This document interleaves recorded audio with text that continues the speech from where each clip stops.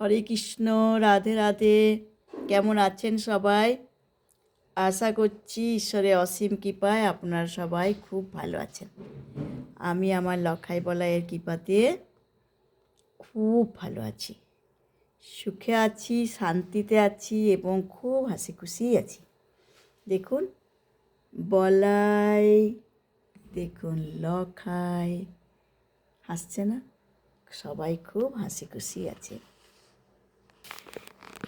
আজ সফলা একাদশী।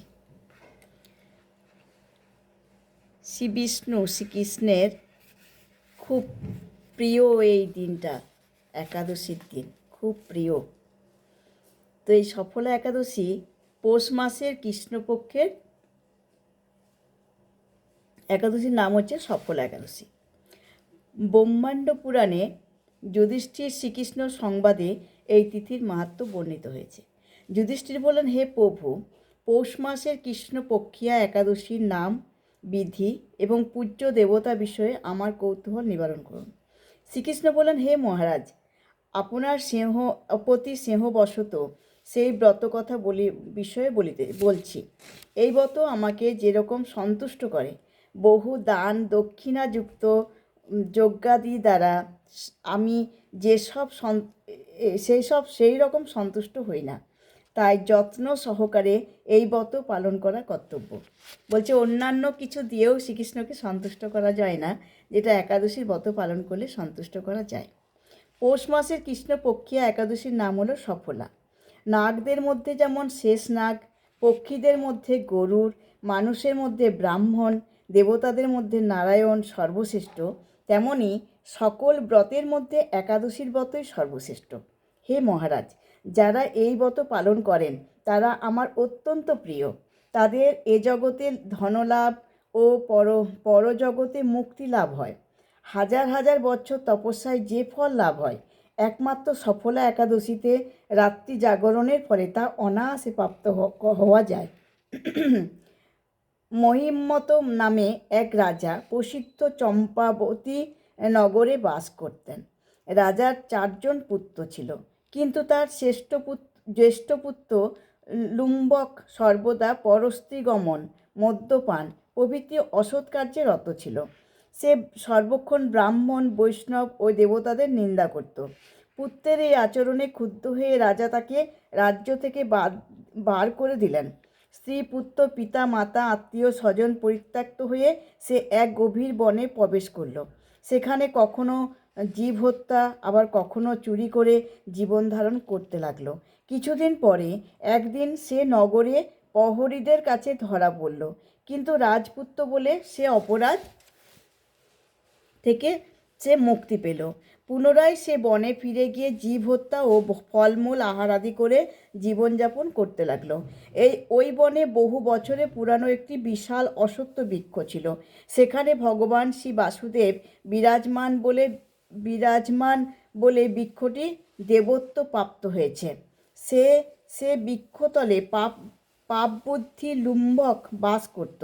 বহুদিন পর তার পুনর্জন্মের কোনো পুণ্য ফলে সে পৌষ মাসের দশমীর দিনে কেবল ফল আহারের দিন অতিবাহিত করল।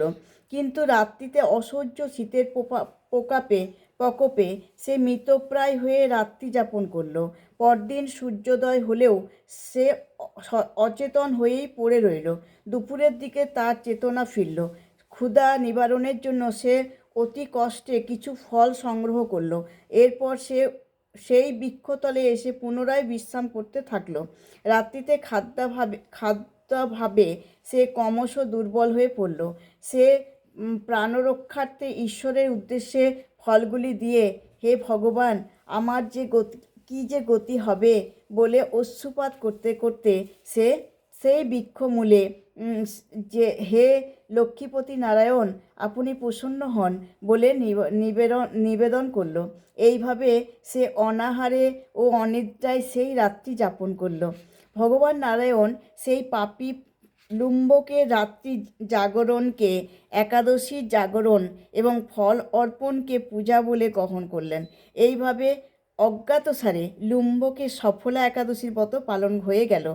প্রাতঃকালে আকাশে দৈববাণী হলো, হে পুত্র, তুমি সফলা ব্রতের পুণ্য প্রভাবে রাজ্যপ্রাপ্ত হবে।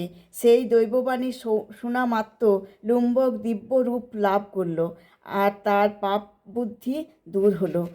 সে পুনরায় নিষ্কণ্টক রাজ্য লাভ করল। স্ত্রীপুত্র সহ কিছুকাল রাজ্যসুখ ভোগের পর পুত্রের উপর রাজ্যের ভার দিয়ে সে সন্ন্যাস আশ্রম গ্রহণ করল। অবশেষে মৃত্যুকালে সে অশোক অভয় ভগবানের কাছে ফিরে গেল। হে মহারাজ, এভাবে সফলা একাদশী যিনি পালন করেন তিনি যাত্রিক সুখ ও পরে মুক্তি লাভ করেন। এই ব্রতের যারা শ্রদ্ধাশীল তারাই ধন্যা, তাদের জন্ম সার্থক, এতে কোনো সন্দেহ নেই।